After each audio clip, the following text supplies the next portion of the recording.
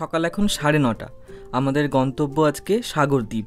তো গঙ্গাসাগরে যাওয়ার জন্য আমাদেরকে সাগরদ্বীপে পৌঁছতে হবে, তাই জন্য এখন আমরা রয়েছি 8 নম্বর লটের ফেরিঘাটে। আমরা যেমন এখন ভ্যাসেলে উঠতে যাচ্ছি, তেমনি যারা এই ভ্যাসেলটিতে করে এসেছেন তারা দ্বীপে যাচ্ছেন আমাদের পাশের রাস্তাটা দিয়ে। মাঝখানটায় রেলিং দিয়ে আলাদা করা আছে। এইখানটাতে রয়েছে একটা গেট, যে গেটটা কিছুক্ষণের মধ্যেই খুলে দেবে, তাই কিছু লোক এখানটাতে লাইন দিয়ে দাঁড়িয়ে আছে, আমরাও তাদের মধ্যে লাইন দিয়ে দাঁড়িয়ে আছি। চলুন, একদম আমরা সামনে চলে এসেছি এইখান থেকে, তাই একবার ফটোটা তুলে নিলাম। চারিদিকটা এত সুন্দর লাগছে, তা প্রকাশ করার জন্য এখন ভাষা নেই। চলুন এখন যাই ঘাটের দিকে।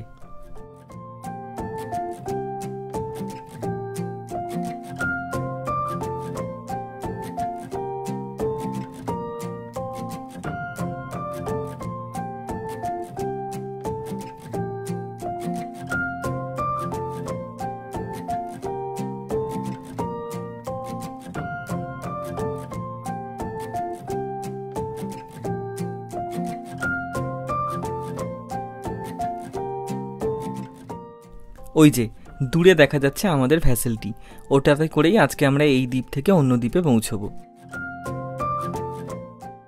আর কিছুক্ষণের মধ্যেই এটি পাড়ে একদম চলে আসবে, তারপর বেঁধে দেওয়া হবে, তখন লোকজন নামা ওঠা করবে।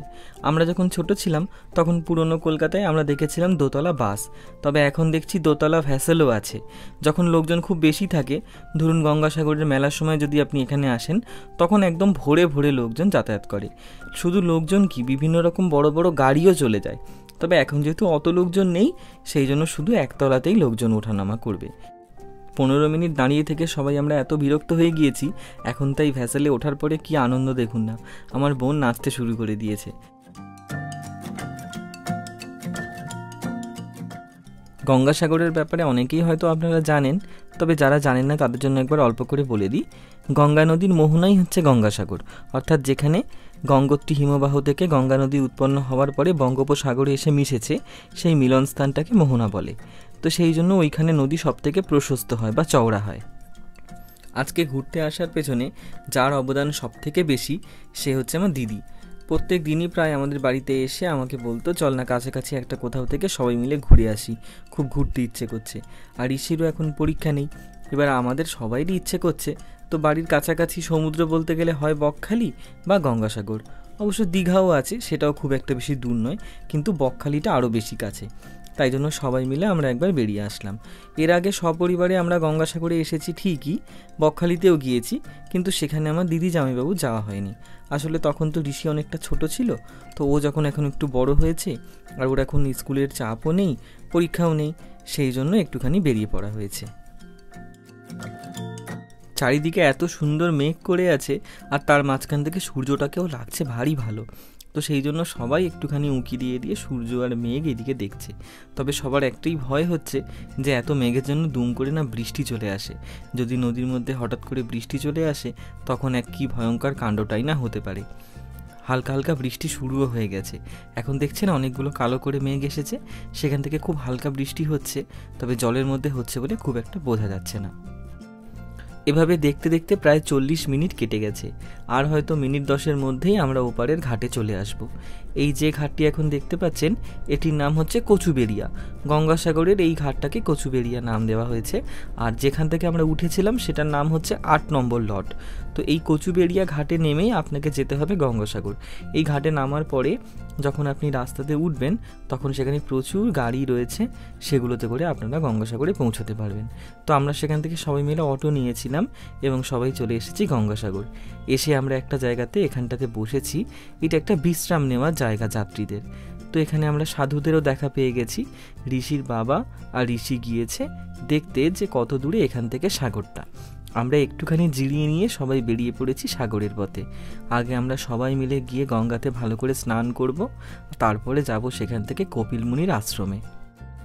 এই হলো সেই গঙ্গাসাগরের সমুদ্র, যেখানে একবার ডুব দেওয়ার জন্য বছরে বিশেষ একটা সময় লক্ষ লক্ষ মানুষের ভিড়।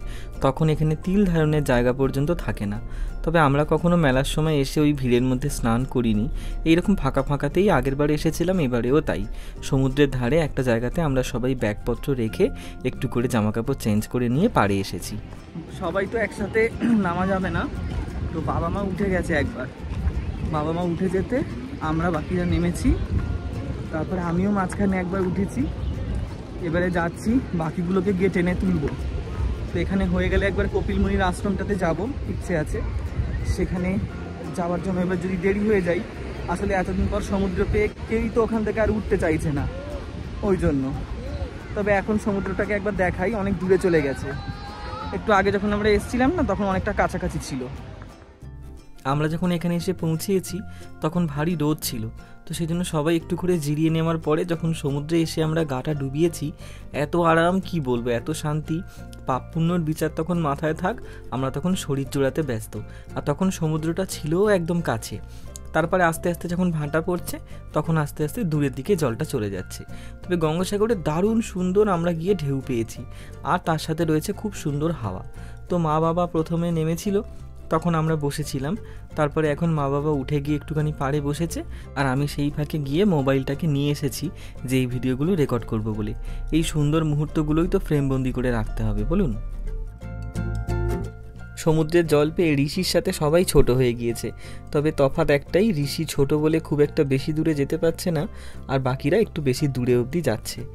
আর ভারী সুন্দর সুন্দর ঢেউগুলো হচ্ছে, নিজেকে আটকে রাখা যাচ্ছেও না, আমি নিজেও তাই। তো চলুন, ওদেরকে একটু খুঁজে পেয়েছি, এবারে ওদের একটুখানি ভিডিও করে নিয়ে তারপরে আমরা আবার ফিরবো।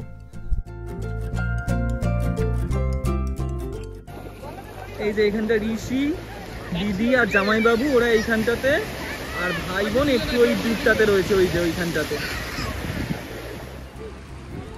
মা কি হয়েছে? ভারী আনন্দ করছে সব। বাহ, ওদিকে ফটোশুট চলছে, আর কি বড় বড় ঢেউগুলো আসছে,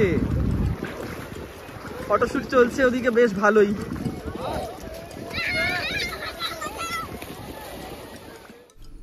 আজকে বহুদিন পর সবাই মিলে সমুদ্রে স্নান করতে করতে ঘড়ির কথা কারোরই মনে নেই, আর জলে নামবো বলে তো আমরা সবাই ঘড়ি বা ফোন রেখেও এসেছি, সেই জন্য সময় দেখা যাচ্ছিল না। তো যখন এখন ফোনটা নিয়ে এসেছি, তখন দেখতে পাচ্ছি প্রায় 2 ঘন্টা হয়ে গেছে আমরা জলে এরকম ঝাপাঝাপি করছি। প্রচণ্ড সবার খিদেও পেয়েছে, কিন্তু তবু এই জল ছেড়ে কারোরই উঠতে ইচ্ছা করছে না। তো আমি একবার দাঁড়িয়ে আছি যে এবারে এখানে একটা ঢেউ উঠবে, সেটা আপনাদেরকে দেখিয়ে তারপরে যাব।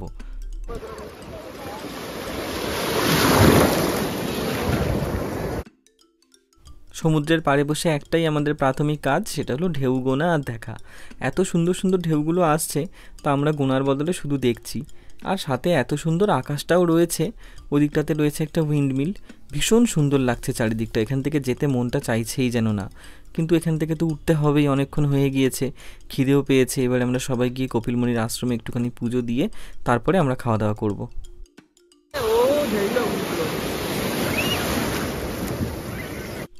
সমুদ্রে শুধু জলের সাথেই খেলা নয়, সাথে চলছে আরও এক অদ্ভুত খেলা, সেটা হচ্ছে সমুদ্রের নিচ থেকে নরম বালি বা কাদা ছুঁড়ে একে অপরকে মারা হচ্ছে। তাতে লাগছেও ভালো, আর বেশ মজাও হচ্ছে। তো চলুন সেই খেলাটা একটুখানি আপনাদেরকে দেখাই। আপাতত ঋষি ওর মার সাথে সেই খেলাটা খেলছে। আজকে আমি সাগর পাড়ে স্নান করছি।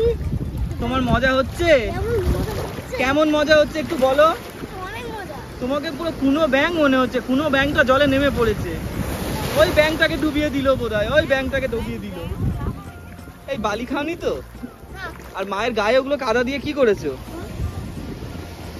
এ বাবা, কাণ্ড দেখো, সবাই দেখে নিন সবাই, ঋষি কত ব্যাড বয় দেখে নিন।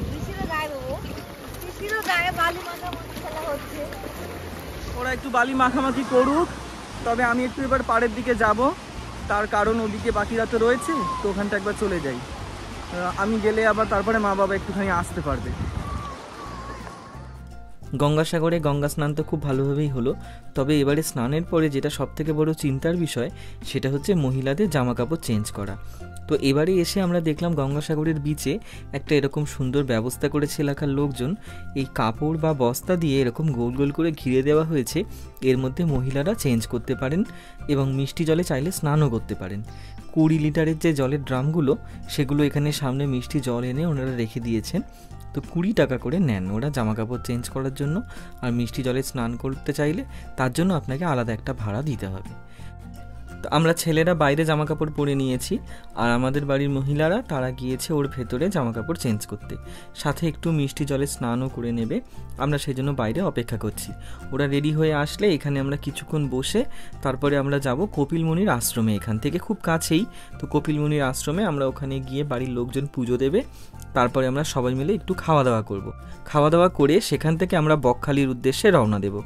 সেই যাত্রাটিও ভারী সুন্দর, আপনাদের সাথে শেয়ার করব। তো এখন আমরা সবাই মিলে যাচ্ছি পাড়ের দিকে, সেখান থেকে যাব কপিলমুনির আশ্রমে। তো এই ভ্লগটা এখানেই শেষ করছি। পরবর্তী ভ্লগটাতে আপনাদের কপিলমুনির আশ্রমে নিয়ে যাব। যদি আপনাদের এই পর্যন্ত ভালো লেগে থাকে তাহলে অবশ্যই একটা লাইক করে দেবেন, কমেন্ট করে আপনার মতামত জানাবেন। আর হ্যাঁ, অবশ্যই কিন্তু এর পরের ভিডিওটিও দেখবেন। পুরো যাত্রাটি আপনাদের হয়তো অবশ্যই ভালো লাগবে বলে আমার বিশ্বাস। তাহলে চলুন, দেখা হচ্ছে খুব তাড়াতাড়ি পরের ভিডিওতে। আজকে এই পর্যন্তই, সবাই ভালো থাকবেন।